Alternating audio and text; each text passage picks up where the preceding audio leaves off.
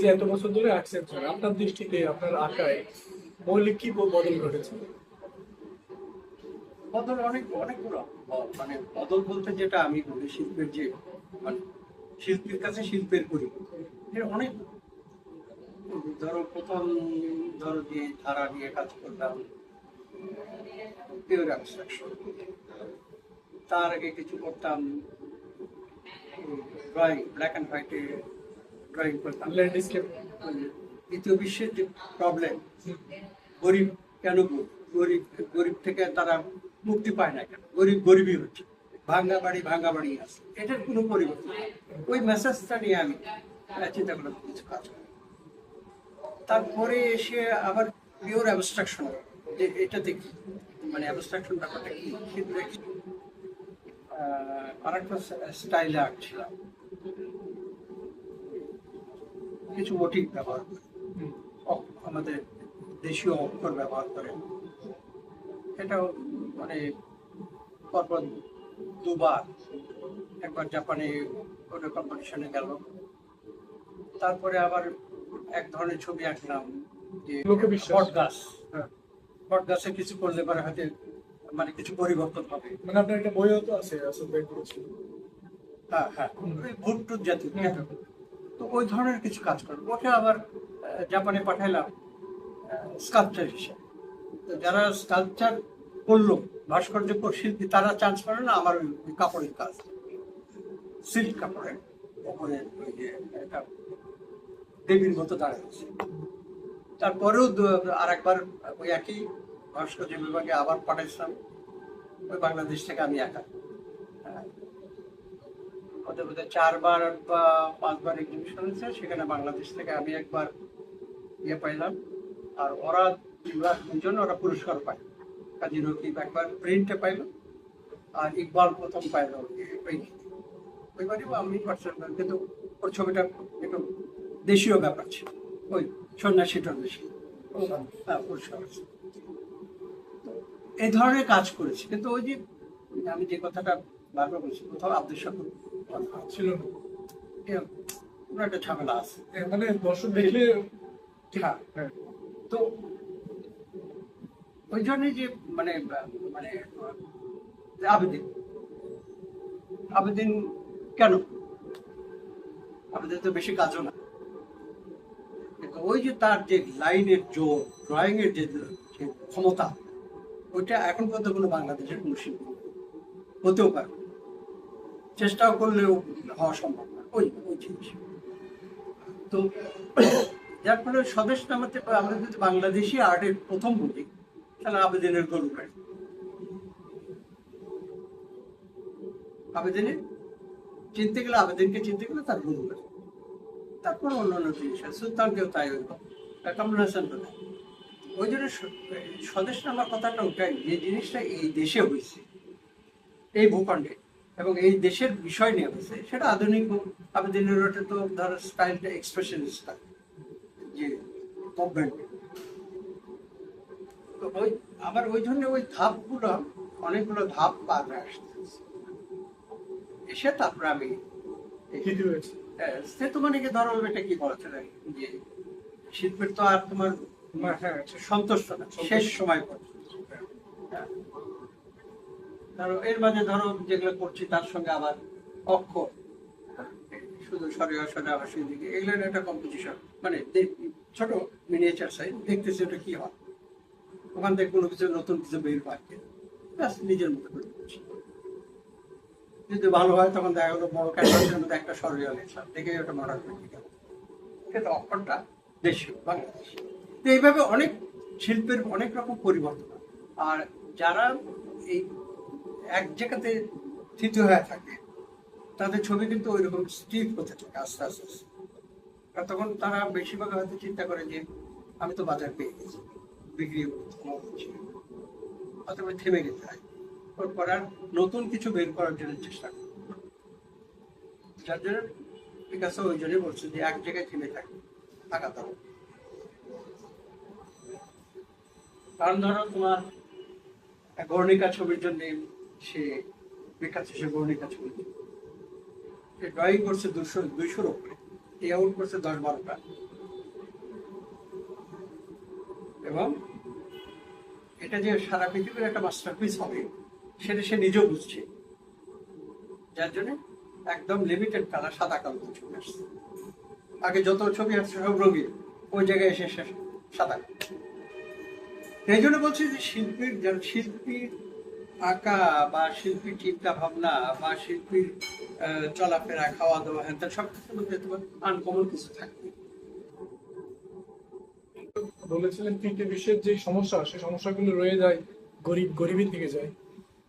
মানে তো শিল্পীরও তো একটা দায়িত্ব থাকে এই এই রাজনীতিটা তুলে ধরা। আপনার ছবিতে সেটা মোটামুটি অনুপস্থিত এখন সেটা। এখন যেটা হয়ে গেছে সেটা আমি যেটা মানে সহজ কথায় মানে এটা শিল্পী তো স্বীকারই করতে হয় সেটাই। যে যখন একটা শিল্পী তখন একটা তোমার সাথে আমরা যদি বলি ধারা বা স্টাইল বা দেখে চেনে, ওখান থেকে আমি সরে যাই, যদি আবার ওই প্রবলেম নিয়ে কাজ করতে চাই তো আমাকে 5 বছর লাগবে। কারণ ওটাকে আবার ওইরকম জায়গায় তোমাকে নিতে হবে।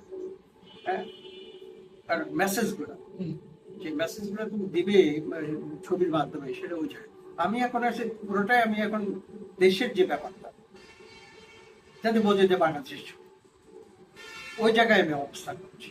ওটার অন্য কোনো ইয়ে থাকতে পারে, সেটা যে এখানকার মানুষের চেহারা কেমন বা কাপড় পোশাক পরিচ্ছদ কেমন, চুল কিভাবে বাঁধে, পড়ানা কিভাবে করে, এগুলো ভিতরে থাকে। কিন্তু মূল কথা হচ্ছে দেশ ভিত্তিক আমার, আমি পিওর অ্যাবস্ট্রাকশনও করি না বা ধরো অন্য কোনো স্টাইলও করি না। এখানে স্টাইলের ভিতরে হয়তো কিছুটা আসে যায় যে এক্সপ্রেশনিস্ট স্টাইল, যে ফেসটা বড় করে চোখের ইয়েটা একে শিল্প একই রকম, চোখ আঁকে না, মুখ আঁকে একই রকম। তারপরে ধরো আমি অনেক সময় যেহেতু এক্সপ্রেশন স্টাইলে মাথায় হলুদ রঙ দিয়ে, সবুজ রঙ দিয়ে, নীল রঙ দিয়ে, লাল রঙ দিয়ে মাথা রেখে, এটা ভালো লাগার জন্য। এটা মিনিংটা ওইরকম হতে পারে, ধরো হয়তো আমরা হয়তো ছোটবেলায় দিয়েছি যে হয়তো মাথা ব্যথা অমুক গাছের পাতা উপরে লাগাই দেয় বা হলুদ লাগাই দেয়, এরকম হতে পারে। বা অনেক সময় সিঁদুর অনেকে মানে ওই যে হোলি অনুষ্ঠান যখন হয় গ্রামে, তখন যে গরিব লোক ছাড়া তখন এখানে লাল রং লাগাতো, মাথায় লাগাতো, কাপড়ে লাগাতো, ওইগুলোর থেকে কিছুটা আমাদের আমার উপরে ইনফ্লুয়েন্স, যার ফলে ওই মাথায় অনেক সময় কম্পোজিশনের সাথে এইভাবেই আসছে। এই ভবনের কথা বললেন, যে অলঙ্কারগুলো আপনার ছবিতে থাকে এখন, সেগুলো সব ওখানকার বর্ণনা যে না নিজেরও কিছু এক্সপেরিমেন্ট? নিজের এক্সপ্রেশন। ওই গহনা বানাতে গেলে তো গহনার মতো করে, তারপর স্টিপ হয়, তখন আমার ছবি ধারা চেঞ্জ হয়।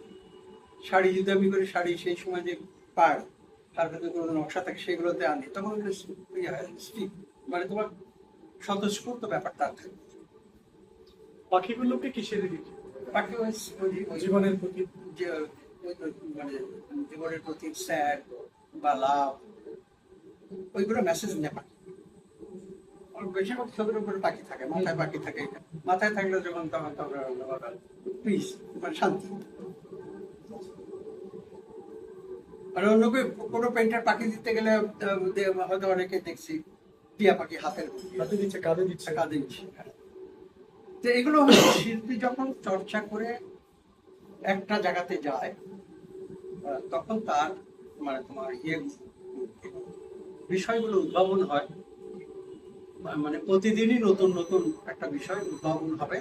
সেটা সে পেন্টিংয়ে যদি কার্যকারিতা করতে পারে তাহলে পেন্টার হবে, আর যদি না পারে তখন ওই যে ইমিটেশন।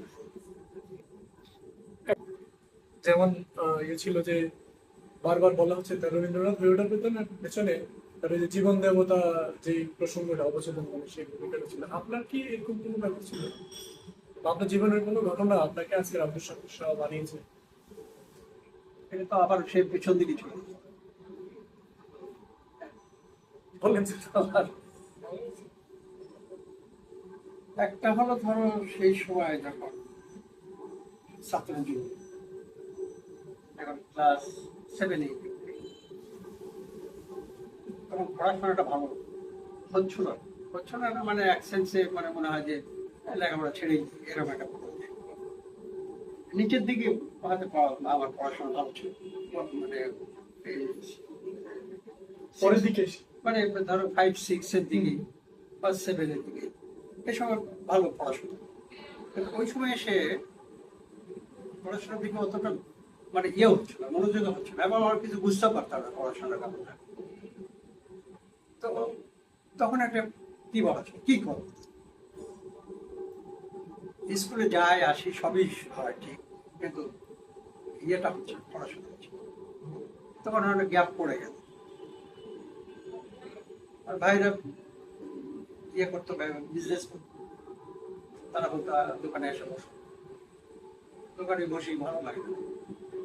এক লোক এক জিনিসের 10 বার দাম করো, বিরক্ত। আর 5টা জিনিস নামায় দেখায় তোমার বিরক্ত। তারপরে এটাও তো আমার এখান থেকে বিরক্ত হবে, ওটা ভালো না। তো যাই হোক, এভাবে করে করে ইন্টারমিডিয়েট পর্যন্ত গেলাম। তো ওই সময় ওই যে যেটা হয়, যেহেতু ভালো লাগছে না, তখন ছোটবেলা আঁকাটা ওইভাবে হতো না। আঁকাটা একটা জায়গা থেকে হতো যে ওই ইউনিয়ন কাউন্সিল যে ইলেকশন, তার মেম্বার যে থাকতো তার প্রতীকটা কাগজের মধ্যে আঁকে দিতাম, ওই বিভিন্ন গাছে দেয়ালে লাগাইতো সে, ওইরকম। কিন্তু আঁকা ওইভাবে কোনো কিছু হতো না। তখন ওই যে তখন দেখলাম যে ছবি আঁকা শেখা যায়। তো বগুড়ায় সাইনবোর্ড পেন্টার আছে, ওদের কাছে গেলাম, ওরা বলে আমার তো সাইনবোর্ড। আরেকজনের কাছে সে বলে যে আমি তো ব্লগ বানাই। আঁকাটা কোথায় বলে, যেটা তারাও জানে। তো একটা দর্জি বিজ্ঞান স্কুল ছিল, যে স্কুলে পড়তাম তার পাশেই, তার ওখানে। সেও বলে যে আমি তো জানি না, কিন্তু আমি শুনছি যে এবার ঢাকায় নাকি এরকম আঁকা শেখানো। ঢাকা বাপের নাই ইনকাম, রিটায়ারমেন্ট হয়ে গেছে, যে ঢাকায় পড়াবে। ভাই এখানে বড় ভাই ছিল, চাকরি করতাম। তো তাকে বোধহয় বলবো যে ঢাকায় নাকি এরকম আর্ট স্কুল আছে, চলতাম। 1 বছর গেল। তারপরে সে খবরটা যে এরকম একটা স্কুল আছে, সেখানে ভর্তি হলে ছবি আঁকা শেখাবে। এই তখন সিদ্ধান্ত হলো যে, বাপ বলে যে যে যে তুমি ছবি আঁকতে পারো, কিন্তু মানুষ আঁকো না, জীবজন্তু আঁকো না, মানুষ আঁকো না। এমনি লতা পাতা গাছপালা এগুলো দিতে হবে। মানুষের অসুবিধা। এটা ধর্মীয়। আচ্ছা। মানে গ্রামে যারা ধরো কোরআন হাদিস শেষ করে, তাদের প্রথম ইয়েতেই আছে যে ছবি আঁকা নিষিদ্ধ। পরের যে হাদিসগুলোতে বর্ণনা আছে তাতে কিন্তু নিষিদ্ধ না। সূরাতেও একটা বোধহয় একটা সূরাতে ওইরকম আছে, কোরআনের সেখানে আছে যে দেবদেবী আঁকা, যেটা পূজা করো, এগুলো নিষিদ্ধ। তো যাই হোক, ওই দিকে না আছে তখন, যাই হোক, তো আমি বললাম যে ঠিক আছে। তো গেলাম। তখন তো ধরো আসাটা ওই বাহাদুরাবাদ ঢাকায়, ওখানে তো লঞ্চে পার হতে হয়। তারপরে এদিকে এসে বালির ভিতরে হেঁটে যে তারপরে ট্রেনে। এই তখন ফুলবাড়িয়া স্টেশন ছিল ওখানে, লাল ইটের, এখানে এখন ইয়ে রবীন্দ্রভবন, ওখানে লাল ইটের ওখানে থামে। এই আসলাম ভাইয়ের বাসায়। আসার পর তো ভর্তি হলাম। যা হয় তখনকার সময় তো আরো আর্থিক অসুবিধা, অন্য কোনো কাজ করে তো ইনকাম করার কিছু নেই। তো ওই সময় মানে আমরা যারা ছাত্ররা, যাদের বাড়ির থেকে টাকা টুকা আসতো, ওরা একটু ভালো ছিল। আমার তো কোনো টাকা পয়সা আসলো না, ভাইও তো তেমন কোনো টাকা পয়সা নেই। আমি চলে যাব। ওই তখন 2টা তোমার স্টাইপেন্ড পাইতাম, বগুড়ার একটা, আর এখানকার জিপিআই অফিসার 20 টাকা, 10 20 টাকা, তার বছরে হলো কত, 240 টাকা। এটাই হলো সম্ভব। 240 টাকা মানে কি, 2 ভরি স্বর্ণ। 240 টাকা মানে 2 ভরি স্বর্ণ। 2 ভরি স্বর্ণ আজকে দাম কত? মানে 240 টাকারও দাম তখন হয়ে গেল। কারণ একটা স্যান্ডেল 5 টাকা। তারপর একটা শার্ট বানাবে, হাতে খুব বেশি হলে, খুব বেশি হলে তো হাতে 10-15 টাকা খরচ। দুটো শিখ, একটা পরাটা, 4 আনা, হাফ প্লেট বিরিয়ানি, 8 আনা। তাও কষ্ট। মানে যাদের কোনো টাকা পয়সা ছিল না, তাদের কষ্ট। যাদের বাড়ি থেকে টাকা টুকা আসলো কিছু, তাদের জমির মালিক এই সেই আছে, তো যাই হোক, ওই যে কষ্টটা, ওটা ধরো সব শিল্পী পিছনে জায়গা, ওখান থেকে তার ক্রিয়েটিভিটির যে ব্যাপারটা হয়ে গেছে ওখান থেকে। যেমন নজরুল এত আর্থিক কষ্ট বলতে পুরো কবি ছিল না। তারপরে জীবনানন্দ দাশ বোধ সেও কষ্টে, আর্থিক কষ্ট ছিল। তো সব শিল্পের পিছনে কিন্তু ওইটা, ওই জায়গা থেকে ক্রিয়েটিভিটিটা বাড়বে। আপনার নিজের এই ব্যক্তিগত অভিজ্ঞতা এরকম কোনো আছে যে বিদেশিরা আপনার ছবিকে যখন মূল্যায়ন শুরু করলো তখন আপনাকে দেশেও ভিন্ন চোখে দেখা শুরু করেছে? এর আগে আমাদের এক্সিবিশন হচ্ছে শিল্পকলা বা যেসব সেক্টর গুলো আছে সেখান থেকে আপনি অবহেলিত বা এরকম ইয়ে হয়েছে এমন কোনো অভিজ্ঞতার কথা বলবেন আমাকে? ওই তো ধরো একবার তো ধরো সরাসরি বিদ্রোহ করলাম শিল্পকলা, নিজের ছবি নিজে কাটে। ঘটনাটা কি বলেন? ওই একটা এক্সিবিশনের জন্য মানে ছবি জমা দিচ্ছি, তো সিলেকশনে বাদ দিচ্ছি। আমি চিন্তা করলাম তাহলে এত বছর শিখলাম, মানে ওই যে যেরকম দেখলাম আজে বাজে ছবি সব এরকম ছবি সিলেকশন হয়েছে। তো তখন আমি তো তখন ইয়ং টিচার, ওই তার 1 বছর আগে আমি চিটাগং বদলিয়ে ঢাকায় এসেছি।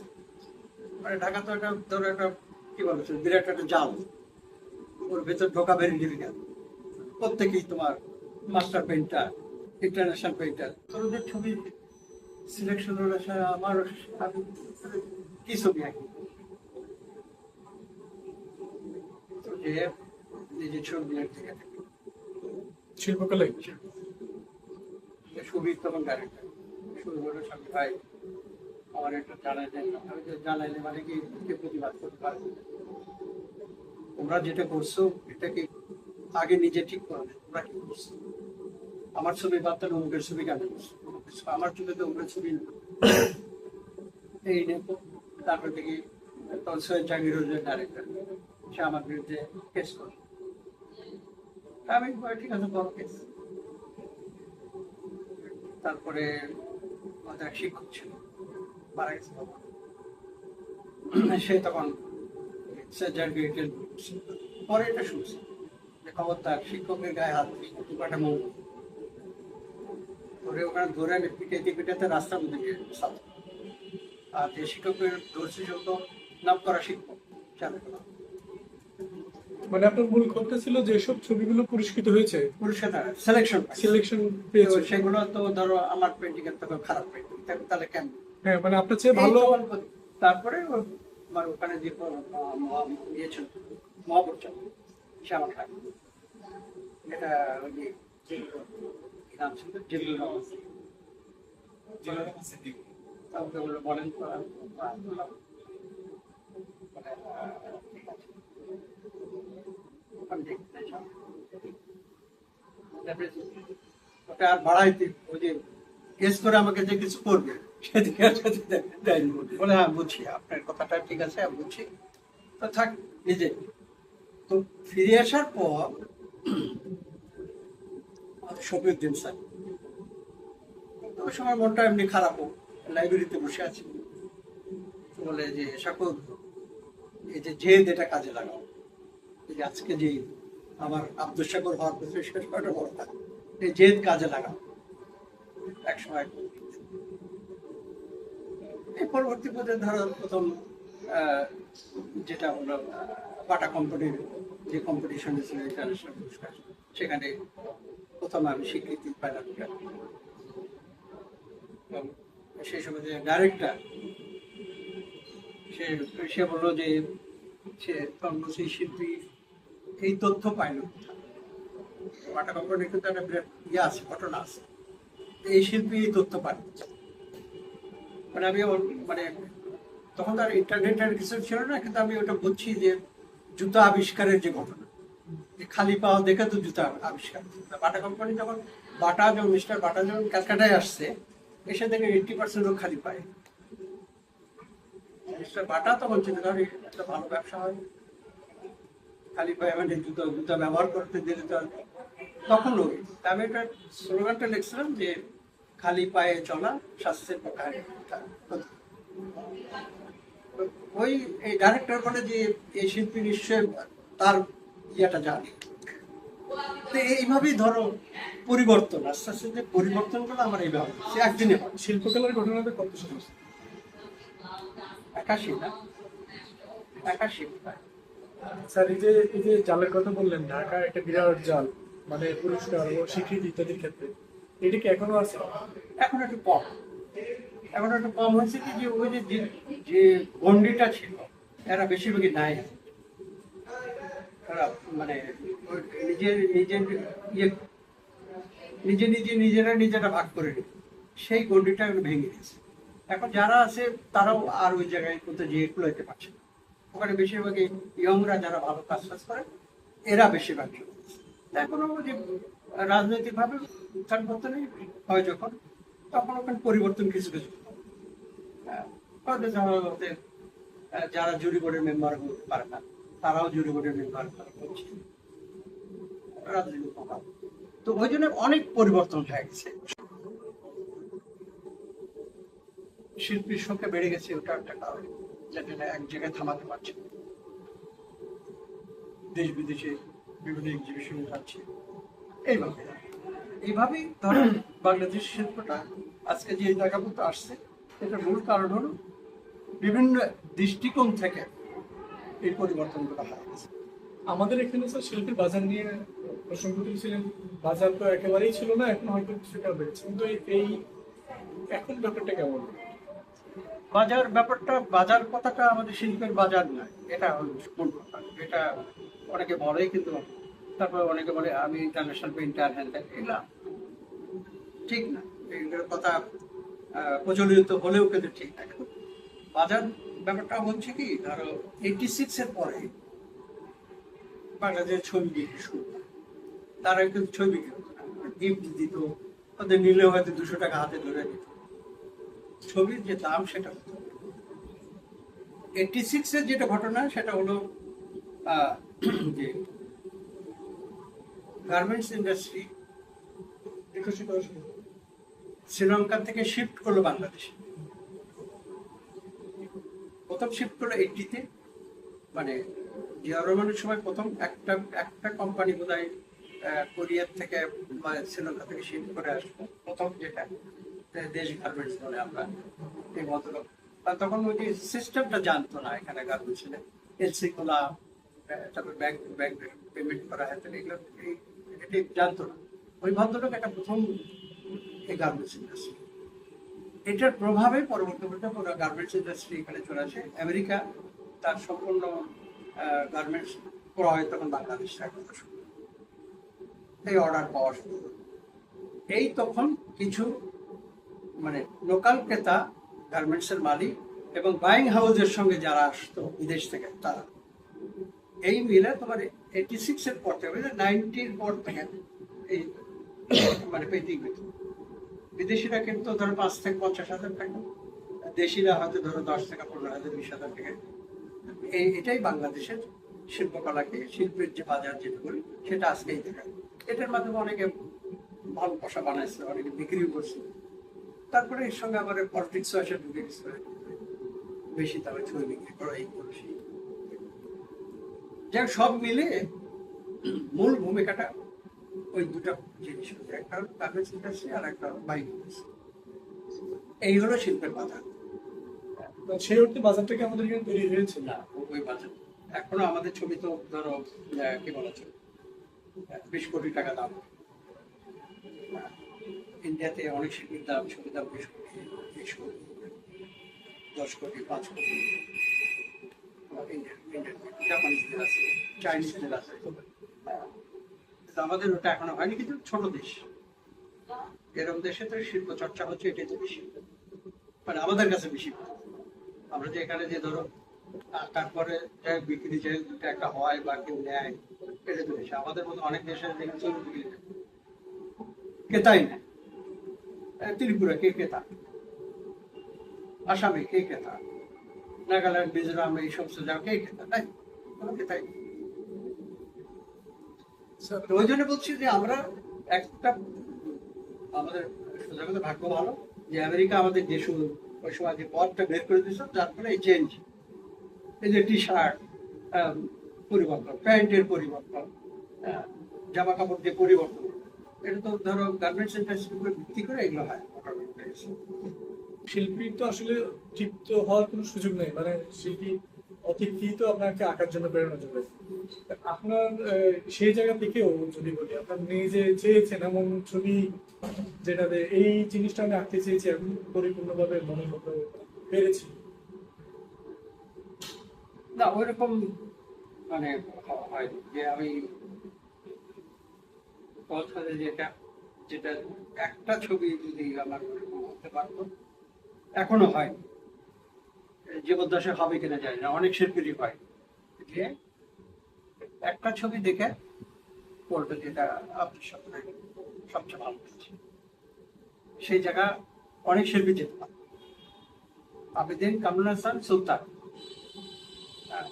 আর এরপরে এক জায়গায় রশিদ চৌধুরী আসছিল একটা ছবিতে, কিন্তু ওই ছবিটা পরে পাওয়া যায়নি, মানে সেই সময় এটা গায়েব হয়ে গেছে।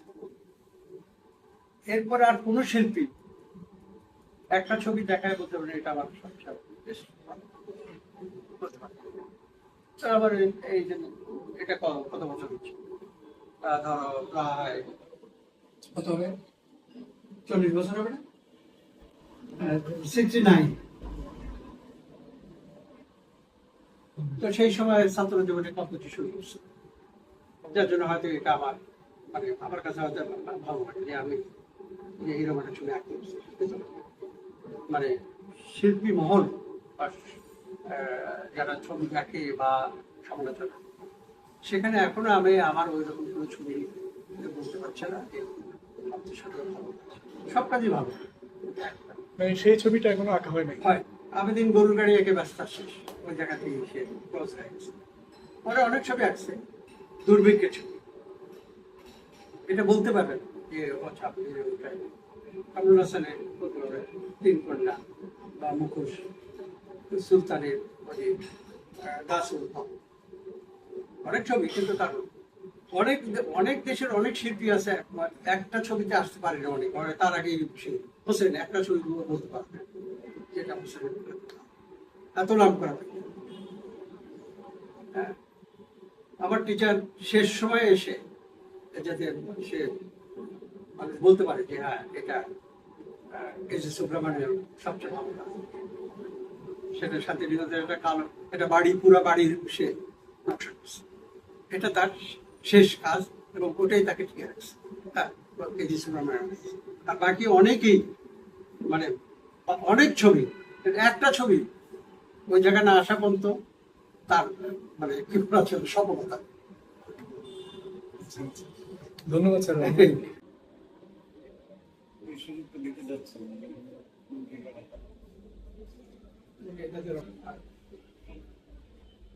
এটাই দিয়েছি না,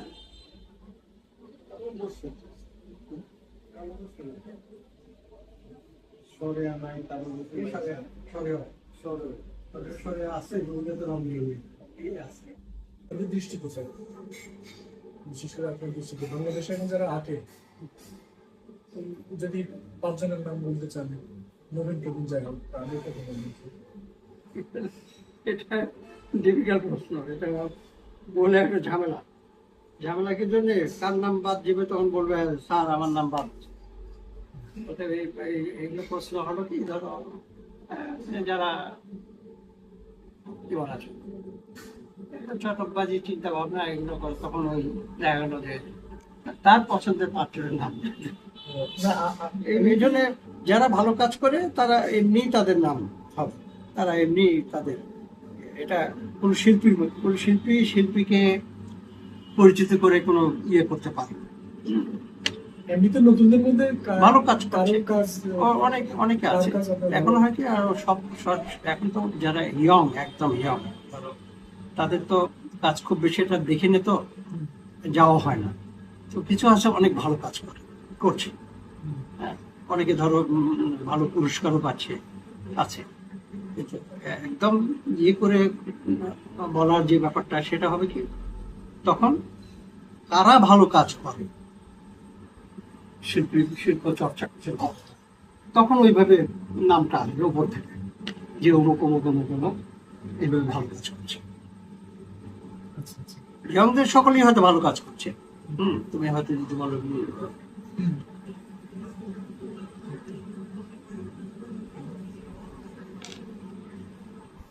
আপনি সাধারণত কোন সময়টা রাখেন ছবি স্যার? সকালে, সকালে? এই যে ইয়ে করার পরে, সকালে রাস্তা করার পরে। নাস্তা করে?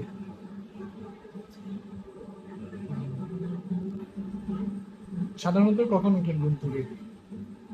ওই 10:30 11টা হয় যায়। 11টা বাজে। 11টার আগেও হয় না। এই নাস্তা টাস্তা করে? কারণ ওই যে তোমার ওই প্রশ্নের ইয়েতে হোসেন, হুম, হোসেন এরকম ভাবে 10 জনের নাম বলছে, বলে তো মহা বিপদে। বাকি ক্যালকাটার শিল্পীরা বলে, তা আমরা কি, আমরা ঘাস কাটি? হ্যাঁ, তারপরে একজন তো বলেই ফেললো, মানে আসছে না একটা ওয়ার্কশপে, একজন তো বলে ফেললো, সারা 2টা গেছে গা। ওই যে 10 জনে যার বেশি নাম করা বলছিল হোসেন, বলে 2টা গেছে গা। হ্যাঁ, আর এখন যেগুলো আছে এগুলো গেলেও আমরা বাঁচি। বুঝতে পারছো? তো ওই জন্য এগুলো খুব বিতর্কিত, মানে ঝামেলা। আহ,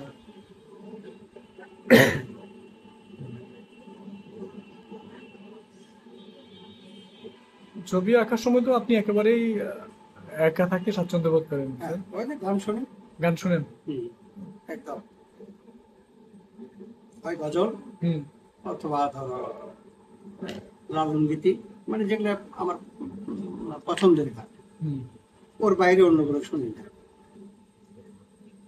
ইদানিং কিছু গান বাংলাদেশের কি বলছো ফোক গান, হুম। একটু আধুনিক ধাঁচের করছে, ধরো হয়তো একটু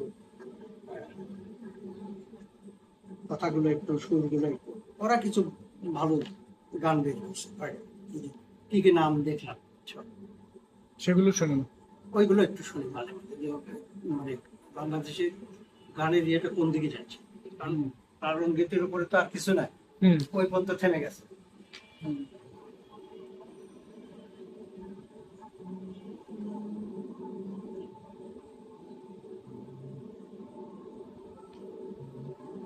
আপনার নাতনি ছবি আঁকার সময় আসে না?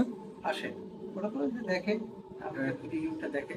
আর ছোটটা তো ওর করে, ও কি কি বলতে থাকে, হ্যাঁ। আর ওই রং লাগায়, কি হচ্ছে না হচ্ছে ওটা দরকার নেই। ওই ও মানে ওরা তো এক ধরনের নতুন আপনাকে মানে হ্যাঁ, প্রাণ দেয়। না ওটাই ধর, যেটা হয়তো অনেক বাচ্চা হাতে পায় না। হুম।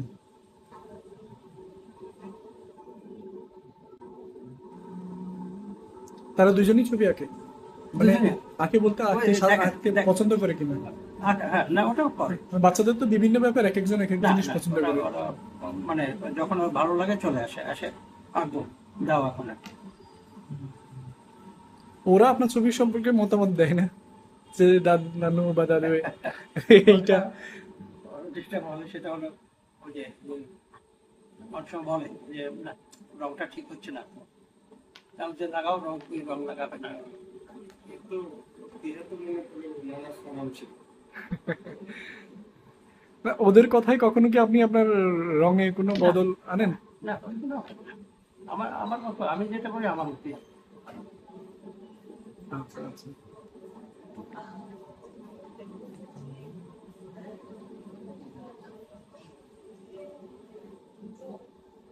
কিন্তু ওরা ওদের মতটা দিয়ে যায়। হ্যাঁ, ও বলে যে হ্যাঁ, ভালো হলে ভালো, না হলে।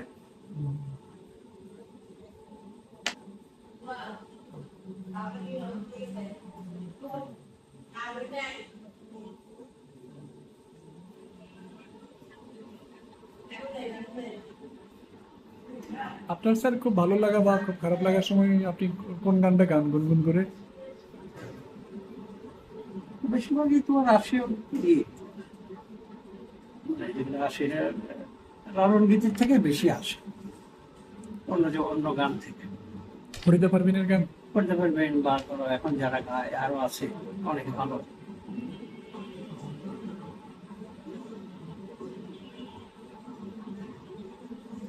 কারণ ওই তো ধরো লালনকে হুম জনসমক্ষে নিয়ে আসলো। হুম। ফরিদা পারভিন কিছুদিন যাবত অসুস্থ ছিলেন। হ্যাঁ, এখন একটু বোধহয় সুস্থ। হ্যাঁ, এখন বাসায় আছেন। মাঝখানে আইসিইউতেও ছিলেন। হ্যাঁ, যেটা হয় মানে বয়স হয়ে গেলে যেটা হয়।